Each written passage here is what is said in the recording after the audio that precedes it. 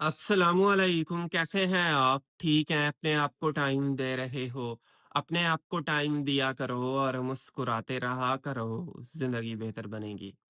आज हम बात करेंगे, बहुत दफ़ा आपके साथ ऐसा होता है कि आप किसी इंसान की यादों में, सोचों में इतना ज़्यादा थक जाते हैं कि आपका दिमाग कैद होके रह जाता है उस इंसान की सोचों में कि आपके साथ ये चीज़ क्या हो रही है। और आप अपने आप को सुपुर्द कर देते हो उस इंसान के कि भाई जैसे वो डील करता है, करे, खैर है, कोई मसला नहीं है। ठीक है ना? आप कोई कोई लिहाज़ नहीं करते, ना अपना, ना उस इंसान का, ना अपनी चीज़ों का, कि खैर है, कोई मसला नहीं, खैर है, कोई मसला नहीं है। यहाँ पे आके आपके साथ मसला होता है। अच्छा, क्या चीज़ें वो बंदा कर रहा होता है? सबसे पहली चीज़, फ्यूचर फेकिंग। ये शायद कॉन्सेप्ट मैंने पहले भी दिया है, अगर आपने मेरी वीडियो के अंदर सुना हो, मेबी सुना हो, आई थिंक मेरे ख्याल से। फ्यूचर फेकिंग क्या है? अगला बंदा आपके साथ कमिटमेंट करता है, लेकिन फेक कमिटमेंट करता है। और इस चीज़ को परखना बड़ा मुश्किल होता है कि अगले बंदे की जो कमिटमेंट है, वो रियल कमिटमेंट है या फेक कमिटमेंट है। बहुत मुश्किल से बंदा इस चीज़ को परख पाता है, क्योंकि हमें पता ही नहीं लग रहा होता। अगले इंसान की रियलिटी हमारे सामने आ ही नहीं रही होती। हम लाख कोशिश करते हैं, लेकिन उस बंदे की रियलिटी का नहीं पता लगता। कोशिशें करने के बाद भी रियलिटी सामने नहीं आती। अच्छा, वो बंदा क्या करता है, कमिटमेंट करता है, लेकिन आपके सामने जैसे मूवी का ट्रेलर हो ना, ट्रेलर रख रहा होता है। बस ये, हाँ जी, बस ठीक है, बस अब ये होगा, अब मैं ये, अब मैं वो, अब मैं वे, बस इस टाइप के बहाने आपके सामने रखता जाएगा। और टाइम ऐसे ही कंज़्यूम होता जाता है, होता जाता है। अब फलाँ मसला आ गया, रुक जाओ, अब ये चीज़ होगी, वेट करो, अब फलाँ चीज़, वेट करो। अब आप उस सर्कल में घूमते रहते हो, घूमते रहते हो, घूमते रहते हो। समझ रहे हो? ये इन लोगों की साइकोलॉजी होती है आपके साथ प्ले करने की। अब इस कंडीशन के अंदर ना आप उसको छोड़ पाते हैं, ना उसके साथ रह पाते हैं। आप लड़ते हैं, आप झगड़ा करते हैं, फिर से आपको मुतमईन कर दिया जाता है। फिर से आप लड़ते हैं, फिर से आप झगड़ा करते हैं, फिर से आपको मुतमईन कर दिया जाता है और आप एक लूप की शक्ल इख्तियार कर जाते हो। आपकी सोचें लूप की शक्ल इख्तियार कर जाती हैं। एक तरफ से आपकी उम्र घट रही होती है, एक तरफ से कोई और चीज़ है, किसी और चीज़ की आपने कमिटमेंट की हुई है, वो चीज़ जा रही है, आपका फ्यूचर जा रहा है, आप लाइफ पे फ़ोकस नहीं कर पा रहे इन चक्करों की वजह से, तो ये लोग आपके साथ कर रहे होते हैं। खुदारा इन बातों को समझें, अपनी ज़िंदगी को बर्बाद ना करें, किसी इंसान के सुपुर्द अपने आप को ना कर दो कि वो आपको नफ़्सियाती तौर पर कैद करके रखे। अब ये कितनी डीप साइकोलॉजी है, कितनी डार्क साइकोलॉजी है। समझ कोई कोई समझ ही नहीं पाएगा इस चीज़ को। आप फेक प्रोमिसेस करते रहें किसी के साथ, और करते हैं लोग, फेक प्रोमिसेस करते हैं। और बाद में आके कहते हैं कि भाई नहीं, नहीं हो सकता, या हम नहीं चल सकते, इट्स वेरी डिफिकल्ट, फलां-फलां, इस टाइप की चीज़ें की जाती हैं। और यही चीज़ आपको और स्ट्रेस डालती है और उस बंदे के पीछे डालती है, लगा देती है। अच्छा, उसके अलावा इमोशनल सैचुरेशन। इमोशनल सैचुरेशन क्या है? इस कंडीशन के अंदर आप इतना गिवर बन जाते हो, इतना गिवर बन जाते हो कि आपकी वैल्यू का अंदाज़ा ही नहीं होता। सैचुरेशन का मकसद ये होता है कि किसी आप अपने आप को घोल-मेल देते हो किसी के अंदर। इतना घुल-मिल जाते हो कि आपकी कोई वे आप आपकी एग्ज़िस्टेंस खत्म हो जाती है। जैसे मैं कहूँ कि दूध में पानी को डालें, ठीक है? पानी की जो एग्ज़िस्टेंस है वो खत्म हो गई, दूध बच गया है। बेशक दूध थोड़ा-सा पतला हो गया है, लेकिन पानी एग्ज़िस्ट नहीं कर रहा। प किसी को ये नहीं पता लगेगा जल्दी में कि दूध में पानी है कि नहीं। कहने का मकसद है कि वो व्हाइट शक्ल इख्तियार कर गया, अपना जो उसका कलर था वो खत्म हो गया। मैं एक जनरल बात कर, सैचुरेशन आई थिंक ऐसे ही है।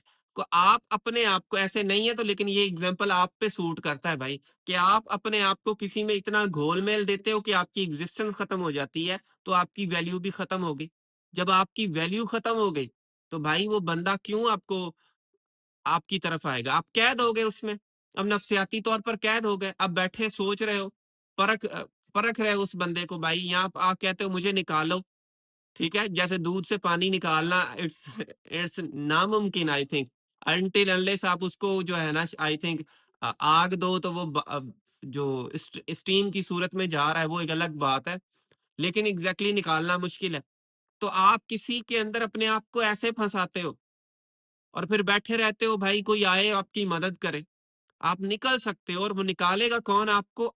आप, कोई और नहीं निकालेगा। वरना ये नफ्सियाती कैद में रहोगे, आपकी ज़िंदगी खत्म होती जाएगी, बर्बाद भी होती जाएगी, आपकी ज़िंदगी बर्फ की तरह है, पिघल रही है।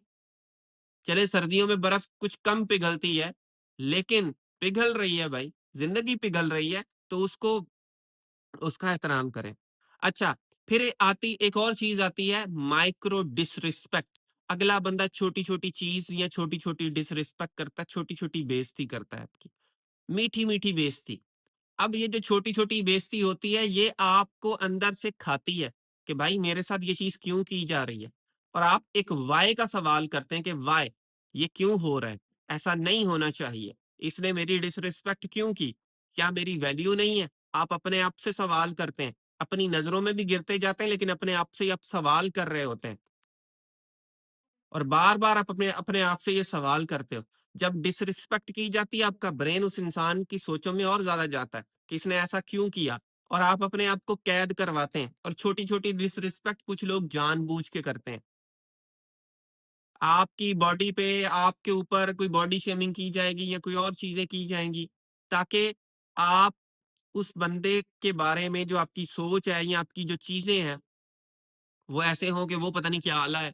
वो जो डिसरिस्पेक्ट कर रहे हैं, आप अपने आप को कम समझना शुरू कर देते हो। जब आप कम समझते हो, उतना ज़्यादा उसकी तरफ जाते हो और कैद होना शुरू हो जाते हो।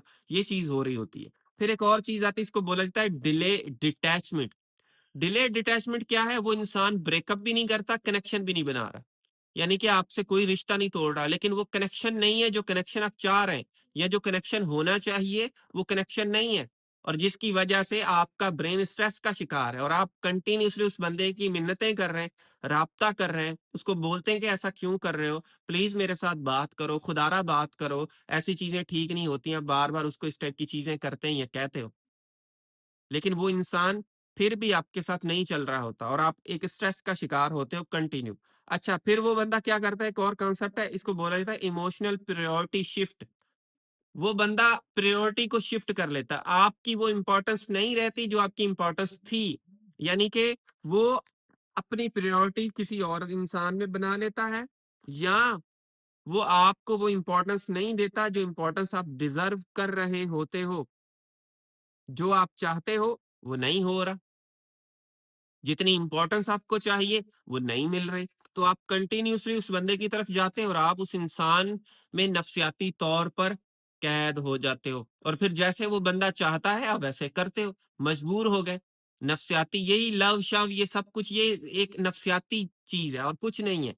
मेरे मुताबिक ये नफ़्सियाती चीज़ है। कि आप आपका दिमाग चीज़ों में स्टक होता है, फिर आप उसको लव का नाम देते हो, ये फलाँ-फलाँ। जब आप इसको डीपली स्टडी करेंगे, आपको पता लग जाएगा लव एक इमोशन है भाई। मेरे नज़दीक इमोशन है।